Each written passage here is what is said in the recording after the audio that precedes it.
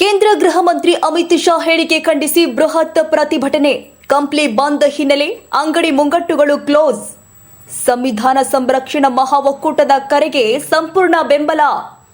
ಮೆರವಣಿಗೆಗೆ ಚಾಲನೆ ಕೊಟ್ಟ ಶಾಸಕ ಜೆಎನ್ ಗಣೇಶ್. ನಗರದ ಪ್ರಮುಖ ಬೀದಿಗಳಲ್ಲಿ ಹಾರಾಡಿದ ನೀಲಿ ಬಾವುಟ. ಬಂದ್ ಹಿನ್ನೆಲೆ ನಗರದೆಲ್ಲೆಡೆ ಪೊಲೀಸ್ ಬಿಗಿ ಬಂದೋಬಸ್ತ್. ಮಾರ್ಕೆಟ್ನಿಂದ ಅಂಬೇಡ್ಕರ್ ಸರ್ಕಲ್ ವರೆಗೂ ಬೃಹತ್ ರ್ಯಾಲಿ. ಸಾವಿರಾರು ಜನ ಮೆರವಣಿಗೆಯಲ್ಲಿ ಭಾಗಿ. ಅಂಬೇಡ್ಕರ್ ಸರ್ಕಲ್ನಲ್ಲಿ ಸಮಾವೇಶಗೊಂಡ ಮೆರವಣಿಗೆ. ಅಮಿತ್ ಶಾ ರವರು ಈ ಕೂಡಲೇ ಸಂಪುಟ ಸ್ಥಾನದಿಂದ ಕೆಳಗಿಳಿಬೇಕು. ದಲಿತ ಮುಖಂಡ ಡಿ ರಾಮಣ್ಣ ಹೇಳಿಕೆ ಕೊಟ್ಟಿದ್ದಾರೆ. ಕೇಂದ್ರ ಗೃಹ ಮಂತ್ರಿ ಅಮಿತ್ ಶಾ ಅವರು ಬಹಿರಂಗವಾಗಿ ಕ್ಷಮೆ ಕೇಳಬೇಕು. ದಲಿತ ಮುಖಂಡ ಎಸಿ ದಾನಪ್ಪ ಒತ್ತಾಯ. ಕಂಪ್ಲಿ ಬಂದ್ಗೆ ಸಾರ್ವಜನಿಕರಿಂದ ಉತ್ತಮ ಸ್ಪಂದನೆ. अभी एक फैशन हो गया है आम्बेडकर आम्बेडकर आम्बेडकर आम्बेडकर आम्बेडकर आम्बेडकर। इतना नाम अगर भगवान का लेते हैं तो 7 जन्मों तक स्वर्ग मिल जाता है। हमेशा निಮಗೆ ನಾಚಿಕಿಲ್ಲ.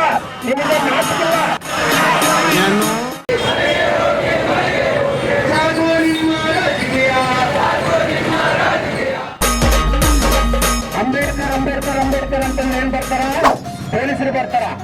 ನಿಮ್ಮ ರಾಮ ಅಜ್ಞಾನದ ಒಂದು ಸಂಕೇತ ಹೇಳ್ತಾನೆ, ನನ್ನ ಭೀಮ ಜ್ಞಾನದ ಸಂಕೇತ ಹೇಳ್ತಾನೆ. ನಮ್ಮ ಭೀಮ ಶಾಲೆಯ ಗಂಟೆ ಬಾರಿಸ್ರಿ ಅಂತ ಹೇಳ್ತಾನೆ. ನೀವು ಗುಡಿ ಮುಂದೆ ಗಂಟೆ ಬಾರಿಸಿ ಇನ್ನೊಂದು ಸ್ವಲ್ಪ ಭಿಕ್ಷಕರನ್ನಾಗಿ ಮಾಡಂತ ಹೇಳ್ತಾನೆ ನಿಮ್ಮ ದೇವರು. ಅಮಿತ್ ಶಾ ಅನುಯಾಯಿಗಳು ಕಿವಿ ಕೊಟ್ಟು ಕೇಳಿಸ್ಕೋಬೇಕು. ದಲಿತರ ಒಂದು ಪೆಟ್ಟು ಹೆಂಗಿರ್ತಂತ ಇವಾಗ ನೀನು ನೋಡಿಗೆ ನಮ್ಮ ಕಣಿಗಿದ್ದೀನಿ. ನೀನು ಪಲ್ಟಿ ಹೊಡಿಬೇಕಾಗ್ತದೆ ಈ ಸಲ. ನಮ್ಮ ದಲಿತರು ನಿನಗೆ ಅಲ್ಲಿ ಓಟ್ ಹಾಕಲ್ಲ. ನೀನು ಎಲ್ಲಿ ನಿಂದಿರ್ತೀವಿ, ಪಲ್ಟಿ ಹೊಡಿಬೇಕಾಗ್ತದೆ.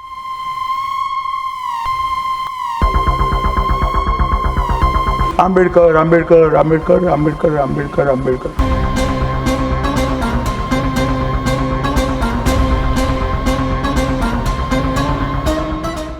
ಸಂವಿಧಾನ ಸಂರಕ್ಷಣಾ ಒಕ್ಕೂಟದ ವತಿಯಿಂದ ಇವತ್ತು ಕಂಪ್ಲಿ ಬಂದ್ ಕರೆಯನ್ನು ಯಶಸ್ವಿಯಾಗಿ ನಾವು ಇವತ್ತು ಮಾಡಿದ್ದೇವೆ. ಈ ಮಾಧ್ಯಮಗಳ ಮುಖಾಂತರ ಅಮಿತ್ ಶಾ ಇವರಿಗೆ ನಾವು ಒಂದು ಸಂದೇಶವನ್ನು ಬಹುಜನರಾದ ನಾವು ಕೊಡ್ತಾ ಇದ್ದೇವೆ. ಅಮಿತ್ ಶಾ ಅನುಯಾಯಿಗಳು ಕಿವಿಗೊಟ್ಟು ಕೇಳಿಸ್ಕೋಬೇಕು. ದಯಮಾಡಿ ನಮ್ಮ ಬಾಬಾ ಸಾಹೇಬ್ ಅಂಬೇಡ್ಕರ್ ಅವರ ಹೆಸರು ಹೇಳಿದರೆ ಫ್ಯಾಷನ್ ಆಗಿಬಿಟ್ಟಿದೆ ನಿಮಗೆ. ದೇವ್ರ ಹೆಸರು ಹೇಳಿದ್ರೆ 7 ಜನ್ಮ ಪುಣ್ಯ ಸಿಗುತ್ತೆ ಅಂತೇಳಿ ಮೋಟೆ ಬಿದ್ದಾಗ ಪಾರ್ಲಿಮೆಂಟ್ನಲ್ಲಿ ಹೇಳ್ತದೆ. ನಿನಗೆ ನಾಚಿಕೆ ಆಗೋದಿಲ್ಲ? ನೀನು ಸಂವಿಧಾನದ ಪ್ರಕಾರನೇ ಮಾತಾಡಬೇಕಲ್ಲಿ ಪಾರ್ಲಿಮೆಂಟಿನಲ್ಲಿ. ದೇವರು ಧರ್ಮ ಇದ್ರೆ ನಿನ್ನ ಮನೆಗೆ ಇಟ್ಕೋಬೇಕು. ಒಬ್ಬ ಅಮಿತ್ ಶಾ ಒಬ್ಬ ಮನುವಾದಿ, ಒಬ್ಬ ಧಾರ್ಮಿಕವಾದಿ, ಒಬ್ಬ ಗಡೀಪಾರು ಆಗಿರ್ತಕ್ಕಂಥ ವ್ಯಕ್ತಿ, ಒಬ್ಬ ಕಟಕ.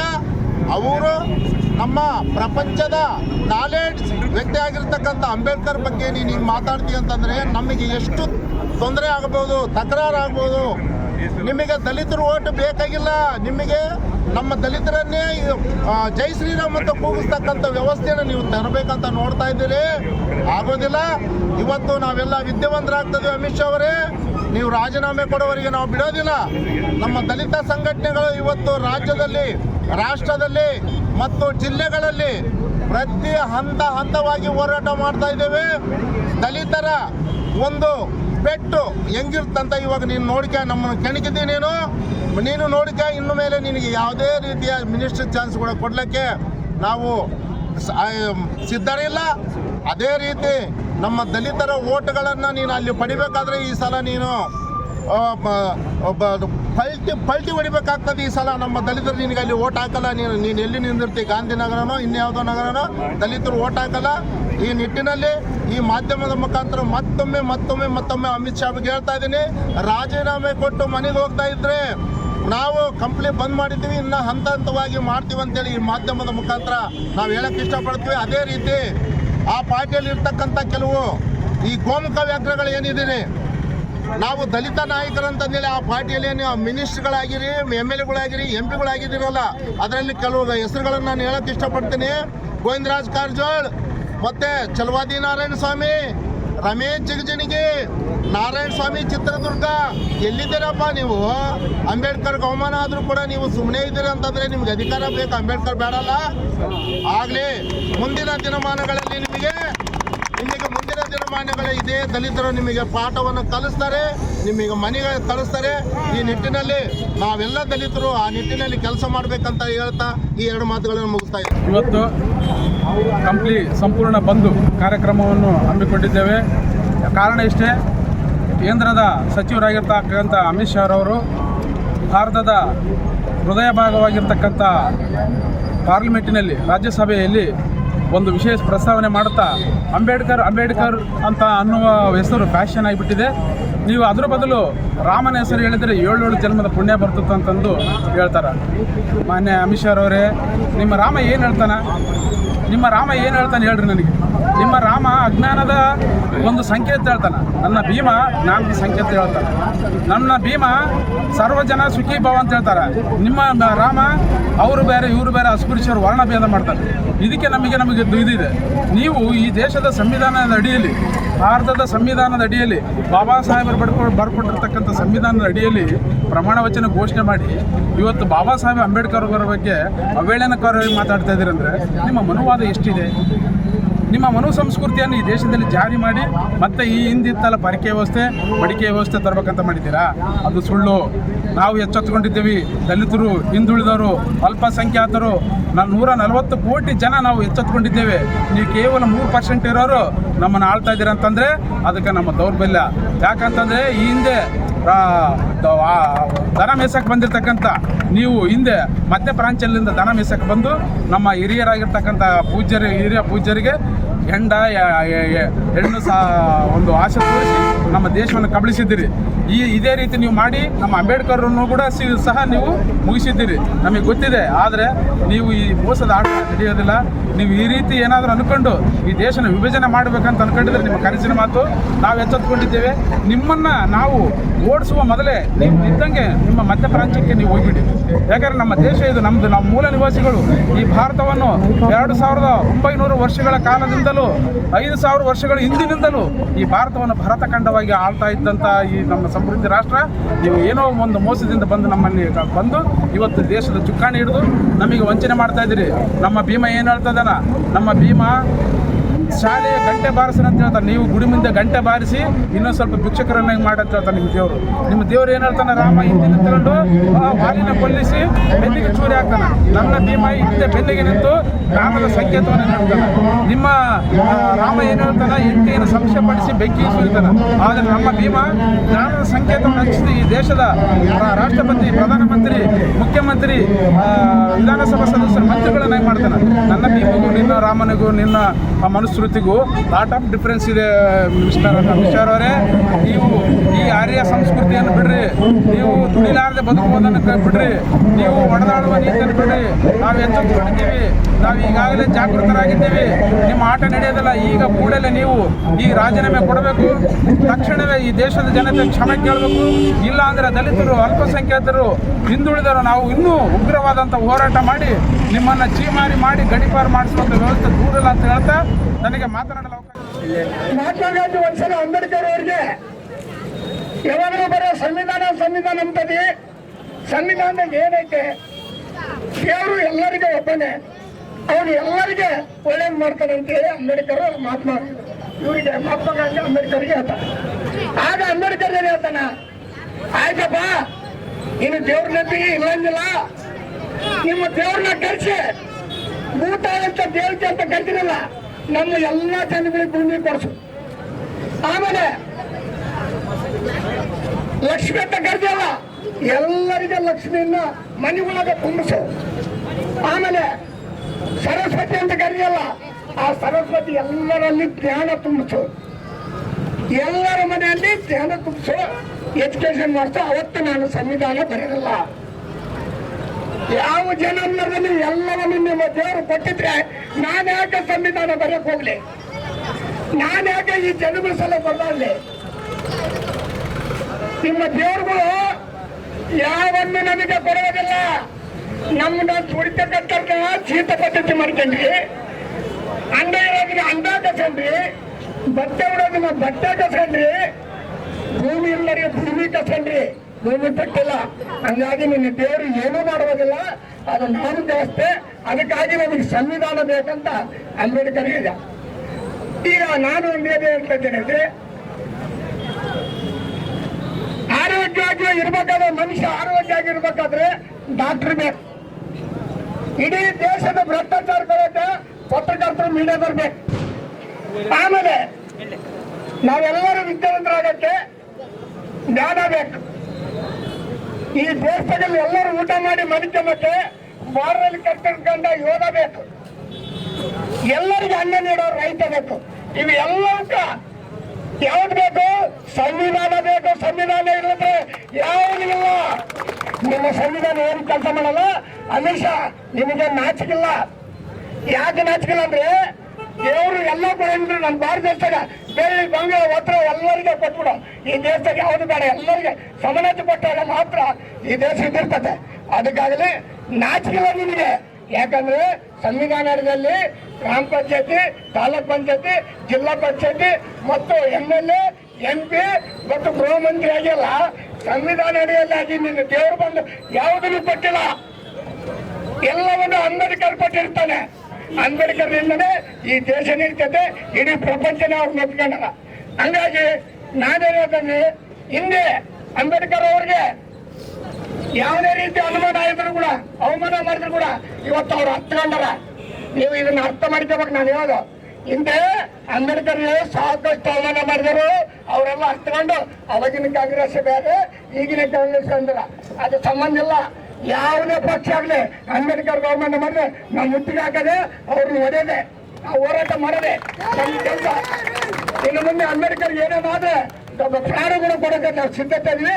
ಆಮೇಲೆ ಇವತ್ತು ಕಾರ್ಯಕ್ರಮ ಹೋರಾಟ ಆಗಬೇಕಾದ್ರೆ ಎಲ್ಲಾ ಸಮಾಜರು ಬಂದಿರೋದ್ರಿಂದ ನಾನೇನು ಹೇಳ್ತೀನಿ ಅಂದ್ರೆ, ಯಾವುದೇ ಪಕ್ಷ ಸೀಮಿತ ಆಗುತ್ತಂತೇಳಿ ಅಂಬೇಡ್ಕರ್ ಸಂವಿಧಾನ ಸಮರ್ಪಣೆ ದಿನ ನಾವು ಒಪ್ಪಂದ ಮಾಡಿವಿ.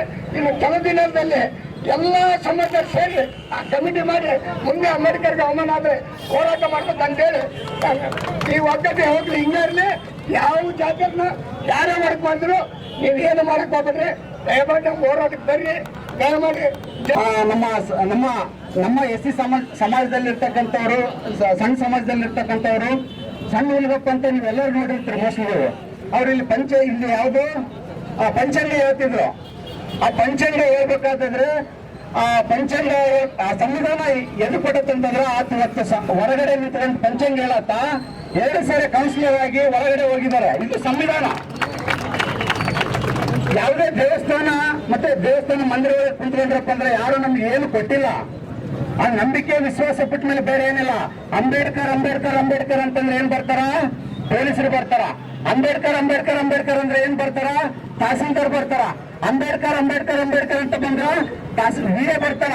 ಈ ಅಂಬೇಡ್ಕರ್ ಅಂತ ಶಬ್ದದಲ್ಲಿ ಇಡೀ ಸಮಾಜದ ಸರ್ವ ಅಧಿಕಾರಿಗಳು ನಮ್ಮಲ್ಲಿ ಬರ್ತಾವ ಮನೆ ತಗೊಂಡು ಹೋಗಕ್ಕ. ಹಾಗಾಗಿ ಅಂಬೇಡ್ಕರ್ ಬಗ್ಗೆ ಗೌರವ ಇರಬೇಕು. ಅಂಬೇಡ್ಕರ್ ಬಗ್ಗೆ ಯಾರಾದ್ರೂ ಮಾತಾಡ್ಬೇಕಾದ್ರೆ ಅವ್ರ ಜನ್ಮ ಹಿಂದೆ ನೋಡ್ಕೋಬೇಕು. ನಾವ್ ಹೆಂಗಿದ್ವಿ, ಇವಾಗ ನಾವ್ ಏನ್ ಮಾಡ್ತಾ ಇದೀವಿ ಅಂತ.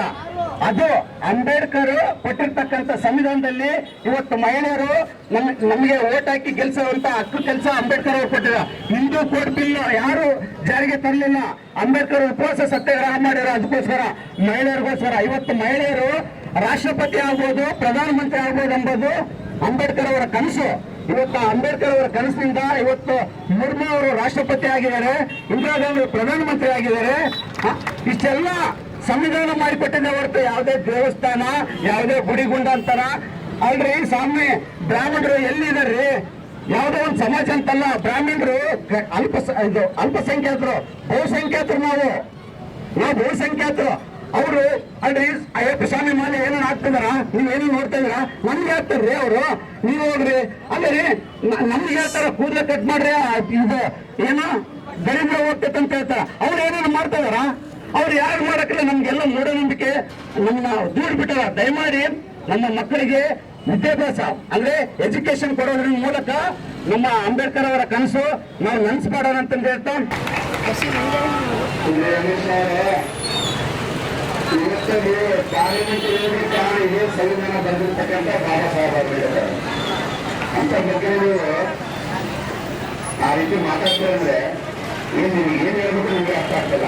ಮತ್ತೆ ಅತ್ಯುನ್ನತ ಹುದ್ದೆ ದೇಶದ ಅತ್ಯುನ್ನತ ಹುದ್ದೆ ರಾಷ್ಟ್ರಪತಿ, ಪ್ರಧಾನಮಂತ್ರಿ ನೀವೇ ಆಯ್ತು ಮಾತಾಡ್ತಿದ್ರೆ ಅಂದ್ರೆ ಏನು ಹೇಳ್ತೀನಿ ಸ್ವಾಮಿ, ಮುಂದಿನ ಕಾಲದ ಶಿಕ್ಷಣ ಹೇಗಿತ್ತು, ಈಗಿನ ಕಾಲದ ಶಿಕ್ಷಣ ಹೇಗಿದೆ. ಇವತ್ತು ಹಳ್ಳಿಯಲ್ಲಿ ಗ್ರಾಮ ಪಂಚಾಯತ್ವರೆಗೂ ರಾಷ್ಟ್ರಪತಿವರೆಗೂ ಎಲ್ಲ ಜನಗಳು ಓದಲಿಕ್ಕೆ ಅವಕಾಶ ಮಾಡಿಕೊಟ್ಟಂತಕ್ಕಂಥದ್ದು ಇದೆ ಭಾರತ ಸಂವಿಧಾನ. ಅಂತ ಸಂವಿಧಾನ ಶಿಲ್ಪಿಗಳ ಬಗ್ಗೆ ಮಾತಾಡ್ತಿದ್ರೆ ನಿಮ್ಮ ಸಂಸ್ಕೃತಿಯ ಎತ್ತು ತೋರಿಸ್ತಾ ಇದೆ. ಈಗ ಎಂತ ಸಂಸ್ಕೃತಿಯನ್ನು ಎತ್ತು ತೋರಿಸ್ತಾ ಇದೆ. ದೈವಿಕ ಕೂತ್ಕೊಳ್ಳಿ, ಆಮೇಲೆ ನೀವು ಬಹಿರಂಗವಾಗಿ ಖಂಡಿಕೆಯನ್ನು ಮಾಡ್ತಾರೆ.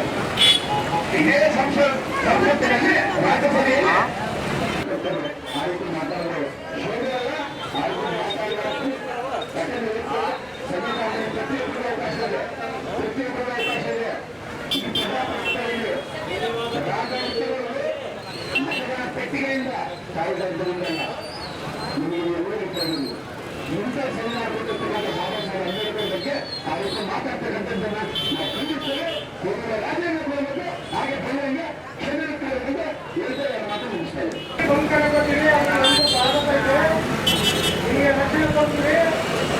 ಆಧಾರದಿಂದ ನೀವಾಗ ನೀವು ಅಲ್ಲಿಗೂ ಯಾರೇ ಅತಿಥಿ ತಕ್ಕಂದ್ರೆ ಅವ್ರಿಗೆ ಘೋಷಣೆ ಮಾಡೋದಾಗಿ, ಸಂಸ್ಕಾರ ಒಗೆಯೋದಾಗಿ ಮಾಡುವಾಗ ಪ್ರೀತಿಯಲ್ಲಿ ಅನುಮತಿಸ್ತೀವಿ. ಅದಕ್ಕೆ ನಾವು ಅನುಮತಿ ಮಾಡ್ತೀವಿ ಅಂತೇಳಿ ಅವರು ನಮಗೆ ದಾಖಲೆ ಕೊಟ್ಟು ಮಾತಾಡಬೇಕು ಹೇಳ್ತಿದ್ದಾರೆ. ಬಾಬಾ ಸಾಹೇಬ್ ಅಂಬೇಡ್ಕರ್ ಅವರು ಜೀವನವಾಗಿಲ್ಲ, ಈ ಭಾರತೀಯ ಜೀವನವಿದೆ. ಬಾಬಾ ಸಾಹೇಬ್ ಅಂಬೇಡ್ಕರ್ ಸಾಹೇಬರು ಬರ್ತಿರೋದು ನಾವು ಅಂತಾಗಿ ಇರ್ತಿದ್ದಿಲ್ಲ ಅಂತ ಹೇಳಿ. ಯಾಕಂದ್ರೆ ಬಾಬಾ ಸಾಹೇಬ್ ಅಂಬೇಡ್ಕರ್ ಆತ ನಮ್ಮ ಭಾರತ ದೇವರು, ಆತ ನಮಗೆಲ್ಲ ಆ ಬಿಲ್ಲು ನಾವು ಇದ್ದಿಲ್ಲ. ಆತ ಇಷ್ಟು ಮಾಡಿದ್ರು ಕೂಡ ಇನ್ನೂ ಜಾತಿ ಹೆಚ್ಚು ಹೋಗಿಲ್ಲ. ಅದೆಲ್ಲ ನನಗೆ ಹೇಳಕ್ ಹೋಗ್ತಲ್ಲ. ಇವತ್ತು ಅಮಿತ್ ಶಾ ವಿರುದ್ಧ ಹೇಳಿಕೆ ಖಂಡಿಸಿ ಕಂಪ್ಲಿ ಬಂದ್ಗೆ ಸಂವಿಧಾನ ಸಂರಕ್ಷಣಾ ಒಕ್ಕೂಟ ವತಿಯಿಂದ ಕರೆ ನೀಡಿದ್ವಿ. ಅದೇ ರೀತಿ ಕಂಪ್ಲಿ ಬಂದ್ ಯಶಸ್ವಿಯಾಗಿದೆ. ಎಲ್ರಿಗೂ, ಪ್ರಗತಿಪರರಿಗೂ ಧನ್ಯವಾದಗಳು ತಿಳಿಸುತ್ತಾ, ಎಲ್ಲ ತಾಲೂಕಿನ ವಿವಿಧ ಸಂಘಟನೆ ಮುಖಂಡರು ಪಕ್ಷಾತೀತವಾಗಿ ಬಂದು, ಸಂಘಟಕರು ಪಕ್ಷಾತೀತವಾಗಿ ಬಂದು ಎಲ್ಲ ರೀತಿಯಿಂದ ಸಹಕರಿಸಿದ್ದು, ಅಂಬೇಡ್ಕರ್ಗೆ ಅವಮಾನ ಖಂಡಿಸಿ ಪ್ರತಿಭಟನೆಯಲ್ಲಿ ಬಂದ್ ಕರೆಯಲ್ಲಿ ಭಾಗವಹಿಸಿದ್ದಾರೆ. ಅವರಿಗೆಲ್ಲರಿಗೂ ನಮ್ಮ ಕಡೆಯಿಂದ ಜೈ ಭೀಮ್ ವಂದನೆಗಳು. ಇವತ್ತು ರಾಜ್ಯಸಭೆಯಲ್ಲಿ, ಕೇಂದ್ರ ರಾಜ್ಯಸಭೆಯಲ್ಲಿ ಅಮಿತ್ ಶಾ ಅವರು ಬಾಬಾ ಸಾಹೇಬ್ ಅಂಬೇಡ್ಕರ್ ಅವರದ ಅವಮಾನಕರವಾಗಿ ಹೇಳಿಕೆ ನೀಡಿದ್ದಾರೆ. ಅಂಬೇಡ್ಕರ್ ಅನ್ನೋ ಬದಲು ಭಗವಾನ್ ಜ್ಞಾನ ಮಾಡಿದರೆ ನಿಮಗೆ 100 ಜನ್ಮಕ್ಕೆ ಪುಣ್ಯ ಬರುತ್ತಂತ ಹೇಳಿದ್ದಾರೆ. ಅಮಿತ್ ಶಾ ಅವರೇ, ನೀವು ನಿಮ್ಮ ಭಗವಾನದಿಂದ ಗೃಹ ಮಂತ್ರಿಗಳಾಗಿದ್ದೀರಾ. ಬಾಬಾ ಸಾಹೇಬ್ರ ಸಂವಿಧಾನದ ಅಡಿಯಲ್ಲೇ ನೀವು ಎಲೆಕ್ಷನ್ ನಿಂತ್ಕೊಂಡು MP ಆಗಿದ್ದೀರಿ, ಗೃಹ ಮಂತ್ರಿನೂ ಆಗಿದ್ದೀರಿ. ಅದು ಬಿಟ್ಬಿಟ್ಟು ನಿನ್ನ ಭಗವಾನ್ ಜ್ಞಾನ ಮಾಡಂತೀಯಲ್ಲ, ನಿನಗೆ ಸರಿ ಅನಿಸ್ತಿದೆಯಾ? ನಿನ್ನ ಭಗವಾನ್ ರಾಮ ದೀನ ದಲಿತರನ್ನು ತಲತಲಾಂತರವಾಗಿ ಶಿಕ್ಷಣವನ್ನು ವಂಚಿತರಾಗಿ ಮಾಡಿದ್ದಾನೆ. ಗುಡಿ ಗುಂಡಾರದಿಂದ ಹೊರಗಿಟ್ಟಿದ್ದಾರೆ. ದೀನ ದಲಿತರನ್ನು ಅವಮಾನವಾಗಿ ಖಂಡಿಸಿದ್ದಾರೆ. ಇದನ್ನು ನಿನಗೆ ಗೊತ್ತಿಲ್ಲವೇ? ಯಾತಕ್ಕಾಗಿ ನಿನ್ನ ಭಗವಾನನ ಜಪ ಮಾಡಬೇಕು? ನಾವು ನಮಗೆ ರಕ್ಷಣೆ ಕೊಟ್ಟಿದ್ದು, ನಮಗೆ ಶಿಕ್ಷಣ, ಆರ್ಥಿಕ, ರಾಜಕೀಯವಾಗಿ ಎಲ್ಲ ರಂಗದಲ್ಲಿ ಅಭಿವೃದ್ಧಿಗೊಳಿಸಲು ಮುನ್ನಡೆಯಲು ಸಹಕಾರ ಆಗಿದ್ದು ಬಾಬಾ ಸಾಹೇಬ್ ಅಂಬೇಡ್ಕರ್ ನೀಡಿದಂಥ ಸಂವಿಧಾನ. ನಿನ್ನ ದೇವರಲ್ಲ, ಮಂದಿರ ಅಲ್ಲ. ಅದನ್ನು ಜಪ ಮಾಡುವುದು ನೀನು ಬಿಡು. ನಾವು ಭೀಮನ ಜಪ ಮಾಡ್ತೀವಿ, ನೀನು ಭೀಮನ ಜಪ ಮಾಡು. ನಾವು ಸಂವಿಧಾನ ರಕ್ಷಕರು, ಸಂವಿಧಾನ ಜಪನ ಮಾಡ್ತೀವಿ ಹೊರತು ಯಾವತ್ತೂ ಭಗವಾನನ ಜಪ ಮಾಡೋಕ್ಕಲ್ಲ. ನೀನು ಕೂಡಲೇ ಕ್ಷಮೆ ಯಾಚಿಸಬೇಕು. ನಿನ್ನ ಹೇಳಿಕೆ ವಿರುದ್ಧ ನಾವು ಮುಂದಿನ ದಿನಗಳೇ ಉಗ್ರ ಹೋರಾಟ ಮಾಡಬೇಕಾಗುತ್ತೆ. ಕೂಡಲೇ ರಾಜೀನಾಮೆ ಕೊಡು. ನೈತಿಕತೆ ಉಳಿಸ್ಕೊಂಡು ಈ ಮೂಲಕ ತಿಳಿಸ್ತಾ ಇದ್ದೀವಿ.